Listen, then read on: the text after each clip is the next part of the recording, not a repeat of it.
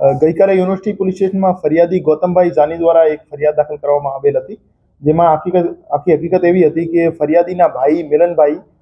સામાવાળા જલાભાઈ સભારની દીકરી સાથે પ્રેમ લગ્ન કરેલ હતા અને જ્યારથી પ્રેમ લગ્ન થયા હતા ત્યારથી જ સામાવાળાઓ દ્વારા ફરિયાદીને ત્રાસ આપવામાં આવતો હતો અને 2 દિવસ પહેલા જલાભાઈ સહિત 8 આરોપીઓએ જે ફરિયાદી ગૌતમભાઈ જાની હતા એમને ગાડીમાં બેસાડીને અલગ અલગ જગ્યાએ ફેરવામાં આવ્યા હતા અને એમને ગોંધી રાખવામાં આવ્યા હતા અને પછી એમને ધાક ધમકી આપવામાં આવી હતી કે જે તમે મારી દીકરીને અને તમારા ભાઈને હાજર ના કરો તો હું તમને જાનથી મારી નાખીશ। એવામાં એના ત્રાસથી કંટાળીને ફરિયાદી જે ગૌતમભાઈ જાની છે એમની માતાએ પોતાના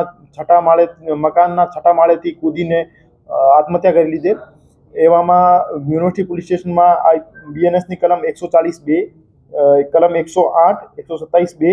3(1) અને 351(3) મુજબ ગુનો દાખલ કરવામાં આવ્યો છે અને આરોપીઓની ધરપકડ માટે તજવીજ હાથ ધરવામાં આવી છે। સાહેબ, એક આરોપીઓ છે તે લોકો રાજકીય વગ ધરાવે છે, આવી પણ વિગતો સામે આવી છે, તો નહીં, આમાં આરોપીઓને વગર કોઈ બેકગ્રાઉન્ડ